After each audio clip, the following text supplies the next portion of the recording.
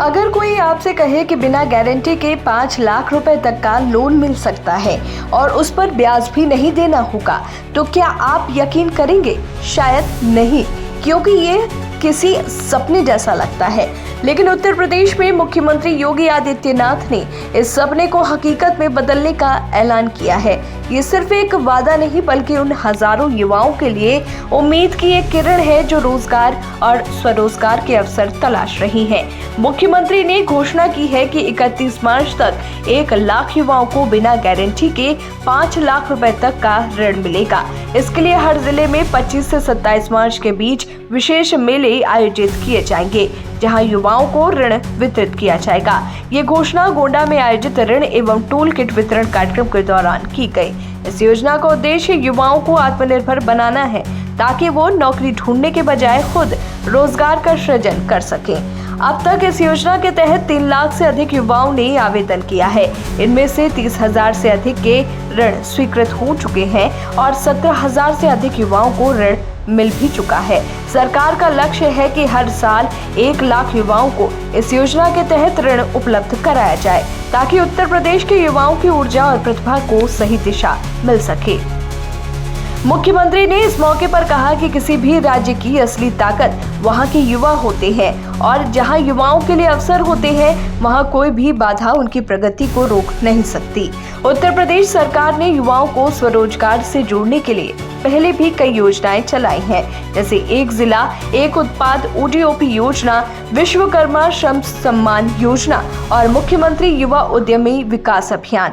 इन योजनाओं का मकसद सिर्फ युवाओं को रोजगार देना नहीं, बल्कि उन्हें उद्यमी बनाना है, ताकि वो अपने साथ साथ दूसरों के लिए भी रोजगार के अवसर पैदा कर सकें। इस योजना के तहत अब तक सोनभद्र जिले में महज 37 दिनों में 57 युवाओं को 5 करोड़ 55 लाख रुपए का ऋण दिया जा चुका है। दिलचस्प बात यह है कि इस योजना में ऋण लेने वालों को 6 महीने तक कोई किश्त नहीं चुकानी होगी और 4 साल तक का पूरा ब्याज सरकार ही देगी।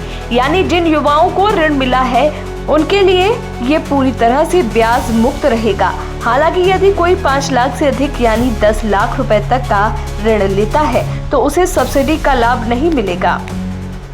इस योजना के तहत कई तरह के व्यवसायों के लिए ऋण दिया जा रहा है। यदि कोई युवा उत्पादन क्षेत्र में काम करना चाहता है, तो वो फर्नीचर निर्माण, आटा चक्की, रेस्टोरेंट, ढाबा, मिठाई की दुकान या डेयरी उत्पादों में निवेश कर सकता है। वहीं सेवा क्षेत्र में रुचि रखने वाले tent house, shuttering, mobile repairing, printing press, जन सेवा केंद्र, फिटनेस सेंटर या जिम खोल सकते हैं। इस योजना के तहत आवेदन प्रक्रिया पूरी तरह से ऑनलाइन है। इच्छुक युवा msme.up.gov.in पर जाकर आवेदन कर सकते हैं। आवेदन करने के लिए उम्र 21 से 40 वर्ष के बीच होनी चाहिए और न्यूनतम शैक्षिक योग्यता 8वीं पास रखी गई है। हालांकि इंटरमीडिएट और उससे ऊपर के आवेदकों को प्राथमिकता दी जाएगी। आवेदन के लिए कुछ जरूरी दस्तावेज भी मांगे गए हैं, जैसे बैंक पासबुक की प्रति, आधार कार्ड, पैन कार्ड, शैक्षिक योग्यता प्रमाण पत्र, किसी भी संस्था से प्रशिक्षण प्रमाण पत्र, निवास प्रमाण पत्र, आय प्रमाण पत्र, जाति प्रमाण पत्र और नोटरी शपथ पत्र। आवेदन करने के लिए संबंधित विभाग द्वारा जांच की जाएगी और उसके बाद बैंकों को आवेदन भी भेजा जाएगा। मुख्यमंत्री ने इस मौके पर एक चेतावनी भी दी है। उन्होंने साफ कहा कि यदि किसी को ऋण दिलाने के नाम पर कोई रिश्वत मांगता है, तो उसकी शिकायत करें। सरकार ऐसी सख्त कार्रवाई करेगी कि वो एक नजीर बन जाएगी। भ्रष्टाचार पर मुख्यमंत्री का ये सख्त रुख बताता है कि सरकार ये सुनिश्चित करना चाहती है कि योजना का लाभ बिना किसी बाधा के सीधे युवाओं तक पहुंचे। इस कार्यक्रम के दौरान मुख्यमंत्री ने देवीपाटन मंडल के 1423 युवाओं को 55.39 करोड़ रुपए का ऋण वितरित किया। इसके अलावा ODOP योजना के तहत 200 शिल्पकारों को टूल किट भी प्रदान की गई। इसके बाद मुख्यमंत्री ने जिला पंचायत सभागार में विकास कार्यों, कानून व्यवस्था और राजस्व वादों के निस्तारण की समीक्षा भी की। सरकार का ये कदम उत्तर प्रदेश को देश की सबसे बड़ी अर्थव्यवस्था बनाने की दिशा में एक महत्वपूर्ण प्रयास है। ये योजना सिर्फ युवाओं को आर्थिक सहायता देने तक सीमित नहीं है, बल्कि उनका भविष्य संवारने का एक जरिया भी है। इससे न केवल बेरोजगारी कम होगी, बल्कि प्रदेश में नए नए उद्योगों और व्यवसायों की शुरुआत भी होगी।